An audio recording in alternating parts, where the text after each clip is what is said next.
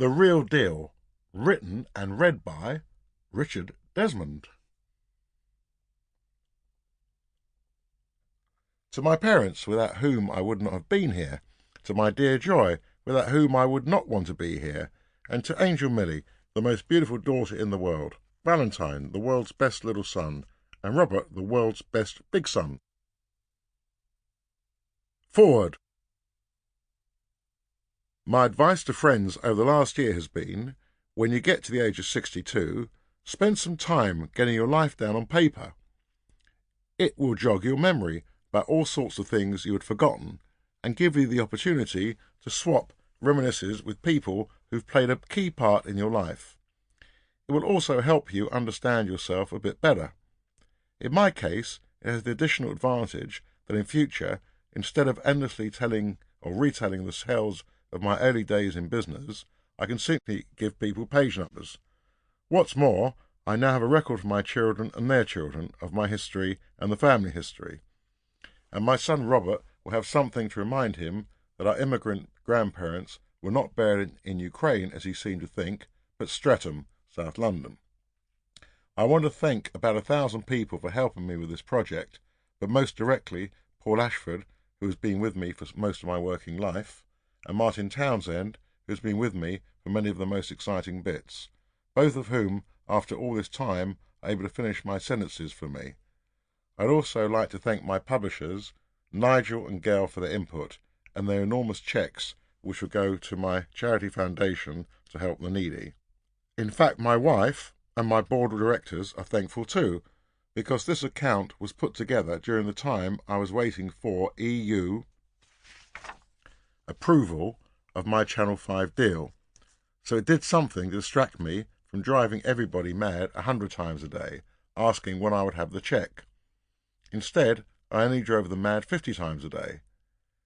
That sale was for me the defining deal of a lifetime in business, and the first time I felt secure in financial terms and accepted it was now unlikely I would end up on a park bench.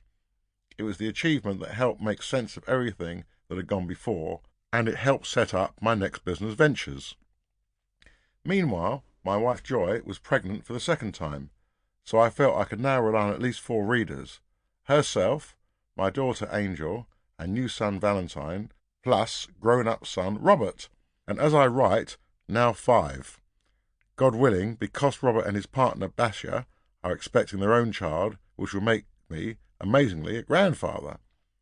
So already in 2015, my future isn't the same as I thought it would be in 2014. Meanwhile, business-wise, the media is being transformed by big digital players and the trend for programmatic selling, which means the whole process is conducted by computers and databases. It's all very different from when I started off. Still, if any would-be Richard Desmond in the digital generation, or indeed any generation, can take something from this book and apply it to their business or their life, that will really make me happy. In fact, despite all the changes that are going on, I strongly suspect that the basics of business will remain as they have always been. I have a strong suspicion that 1/3 of my readers will like me and my story, 1/3 will really hate me, and 1/3 won't care at all. Well, I should thank the first 1/3 for their support, and the other 2/3 for making me try harder. I'd also like to thank all the great one-off characters who appear in this book for making my life more interesting and more colourful. Enjoy, be happy, and be lucky. Richard Desmond, London, April 2015. Prologue. I do not notice the motion of the hospital trolley.